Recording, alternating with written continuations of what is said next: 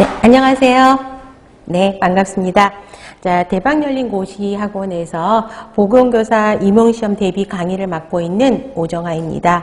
자, 제가 강의하는 과목이 세 과목이나 돼요. 그래서 아동간호학, 모성간호학, 성인간호학 세 과목에 대한 강의를 제가 진행을 하게 됩니다.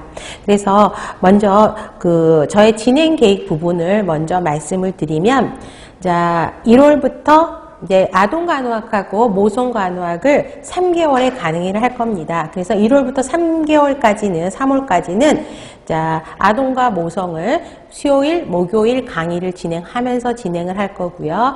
4, 5, 6은 한 주에 6시간씩 강의를 하면서 6월달까지는 성인을 정리해 드리도록 노력을 할 것입니다.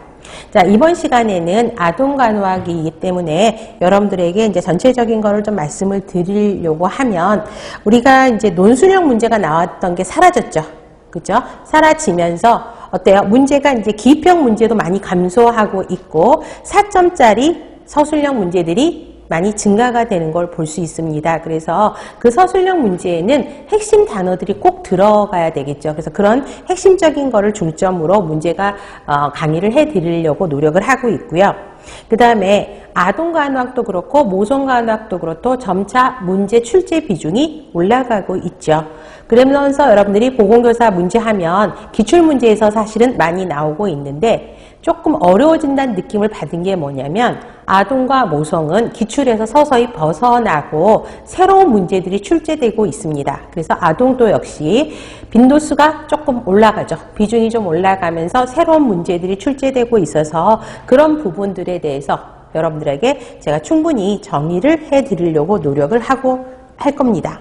자, 그러면 1월부터 6월까지는 이제 기본 개념 정리가 가장 확실하게 세팅이 되어야 될 것 같고요. 그 다음에 오늘 수업한 거에 대해서 다음 시간에 오실 때는 문제를 조금 드릴 겁니다. 그래서 기입형 문제 간단하게 쓰실 수 있는, 아직은 처음이시잖아요. 그래서 간단하게 쓸 수 있는 문제를 단순하게 기입형하는 문제들을 제법 드릴 거예요. 그래서 조금 일찍 오셔서 그런 부분들은 여러분들이 답을 다실 수 있게 정리를 한번 해드릴 겁니다. 그래서 이번 시간에 배운 게 다음 시간에 문제풀이에서 단답형 문제로 기입형 문제가 될 거라는 거. 그 다음에 서술형 문제도 한 문제 정도는 조금 풀었을 수 있는 문제들로 연습 문제로 드릴 거니까 그거를 받으시면 될 것 같고요. 또 하나 유의물이 있습니다.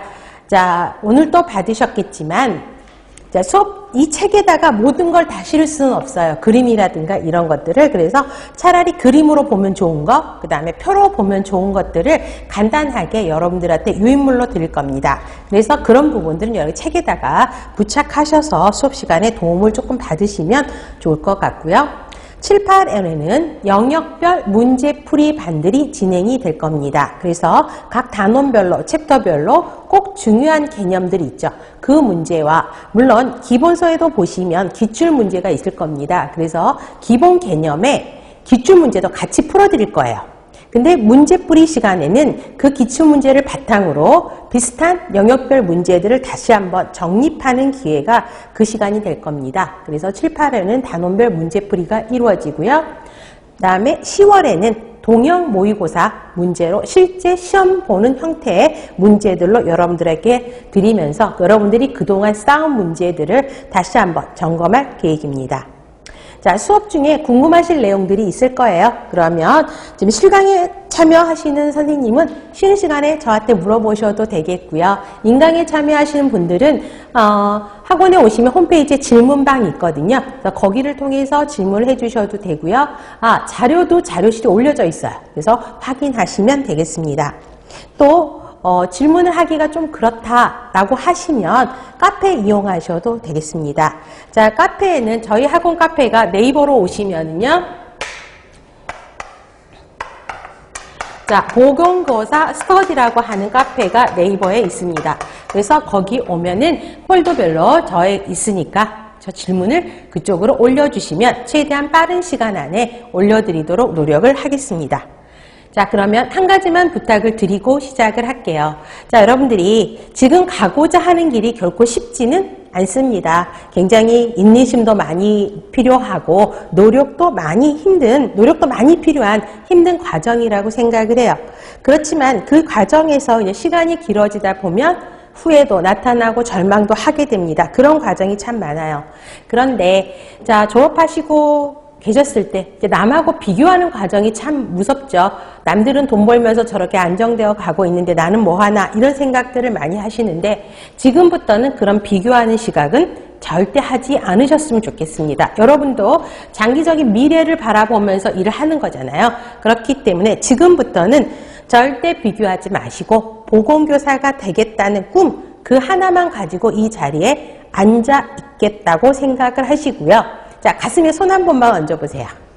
자, 나를 믿는 게 굉장히 중요합니다. 그래서 나에게 힘을 주는 거, 그렇죠? 스스로 할 수 있다라는 믿음, 이것이야말로 내가 앞으로 가는 길에 힘이 되고 또 도움이 되는 방법이라고 저는 그냥 개인적으로 생각을 해봅니다. 이게 나를 이끄는 힘입니다.